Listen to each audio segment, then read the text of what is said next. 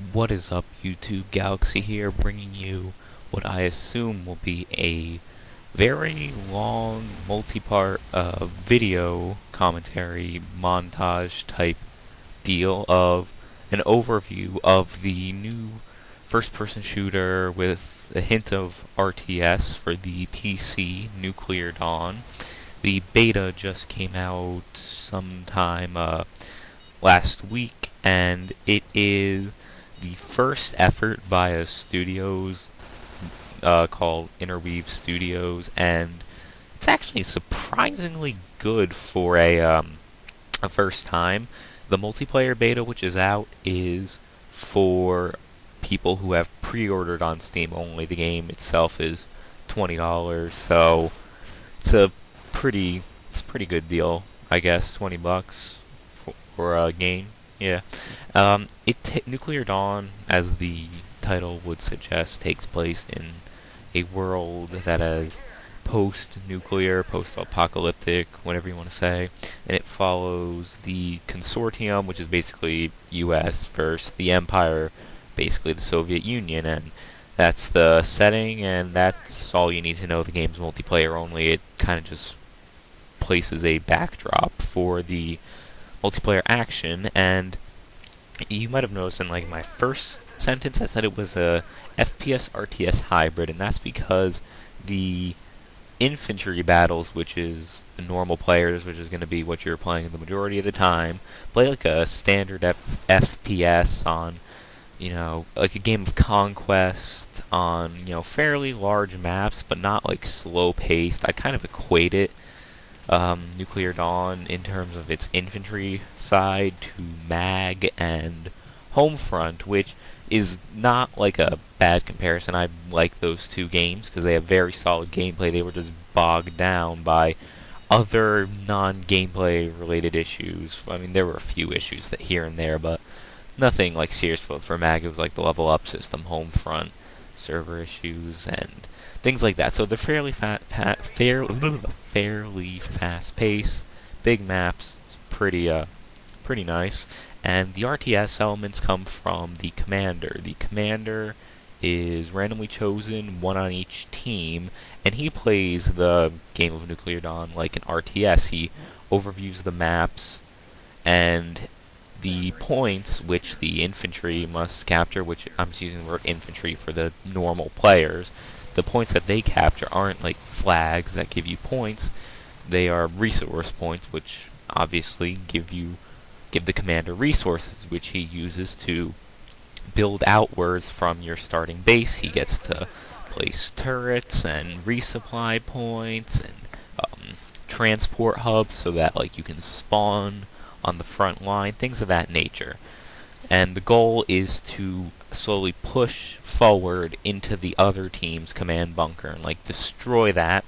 But that late game thing where you get pushed into the other team's bunker, that just leads to a lot of spawn camping and spawn killing, and the whole segment lasts way too long. It's like 10-15 minutes of spawn killing, so late game is horrible, and that needs to be fixed for one side. If you're on the winning team, then it's a load of fun, but half the people are going to be incredibly frustrated. But also the thing with the commander is, if you have a bad commander or a newbie commander, it means that the other like 20 people on your team, or however much it is, I'm surprised I actually don't know how many people this is. I think it's 16 versus 16 or 24 versus 24, probably 16 versus 16. So the other 15 people on your team are going to be really frustrated because they're not having resupply points to resupply their health and their ammo, which is just, I guess, quick little insert. Health does not regenerate in this game, so those resupply points are crucial if you don't have medics everywhere. But a bad commander doesn't place those, and that's a mess. And same with resupply points. You have to walk then all the way to the front lines, and so bad commander, the other 15 people are just completely a mess. But that's only in the one game mode, which is in the beta. There will be more game modes when the full game launches halfway through September. One of them is a team deathmatch, and I'm not sure if there's anything else, but there's the other non-commander game modes, which should be good because the gunplay and stuff is very nice in this game. So the two sides, the Consortium and the Empire, have different looks, but also different weapon sets. And I'm not really a fan of faction-specific weapons in most games, and not really in here either, though for most weapons, but not all, they're kind of extremely similar, just with like different irons or something, but there are a couple exceptions, which I will point out later. And the game is class-based. There are 4 classes, which different health, weapons, speed, abilities, stuff like that, and each class has preset loadouts. And in addition to your preset loadout, which includes your equipment, like your guns and your grenades and all the other stuff, you get to select one gizmo, which is your perk or like red dot sight or whatever you want it to be. You got a pretty decent variety, though. You have to really level up to unlock most of those, and I've only played this for a few hours, so I haven't really gotten much in the way of gizmos. So the first class is the Assault class. He has average health, so he has 200 health, pretty average. And he's got average speed. He's slower than the Support and Stealth classes, but he's faster than, the Exo class. And the Assault is your main frontline fighting class, very average, very basic, but not useless. He is extremely useful and critical to winning the game.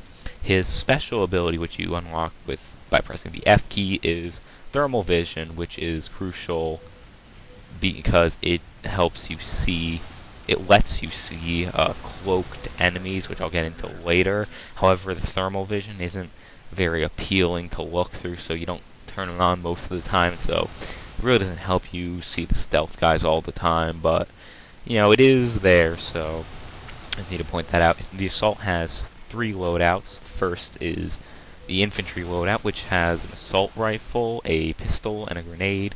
The assault rifle is very good in this game. It's got a pretty decent amount of recoil, but not like too much, and it kills pretty nice. The pistol is a bit like wonky because it's a single shot, and when you tap the left mouse button, it always doesn't make the firing animation, I've noticed, but it always does count as the bullet shooting, so it doesn't change the gameplay.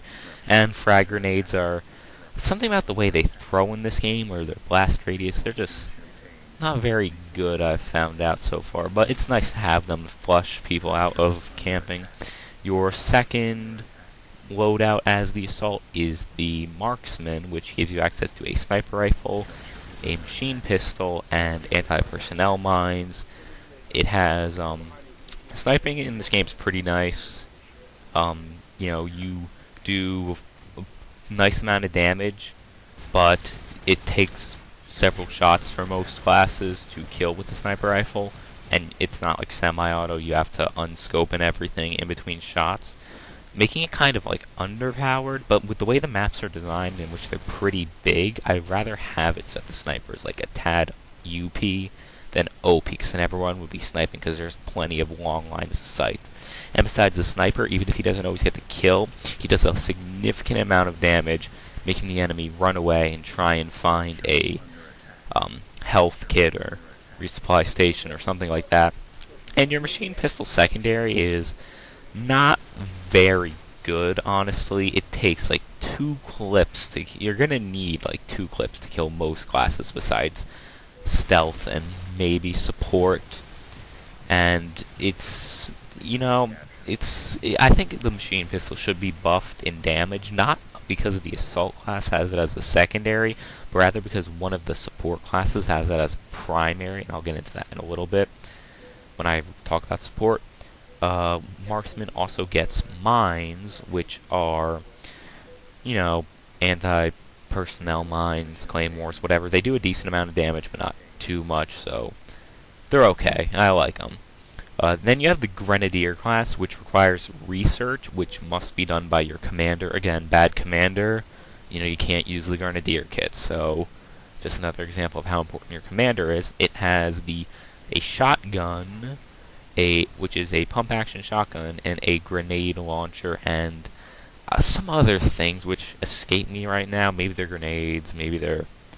a pistol? I don't know, that's not important. The point important parts are the shotgun and the grenade launcher. The shotgun is underpowered in this game. It really needs a buff because you are better off using an assault rifle at close range than the shotgun. The shotgun is pretty much useless, particularly because I've noticed it's kind of hard to aim with because it has like a fairly small crosshair. It has a normal sized crosshair, and the enemies kind of move pretty fast, so it's kind of hard to keep on target. That's maybe just because I'm not the best mouse and keyboard player, but either way, it still takes several shots to kill, and not really the best. The grenade launcher, on the other hand, overpowered. So you kind of get an underpowered shotgun, overpowered grenade launcher, but the grenade launcher must be fixed. It is really dominant in close range fights because once you kind of leave that close, maybe middle range engagements, then you have to arc it, and it kind of doesn't work that well. And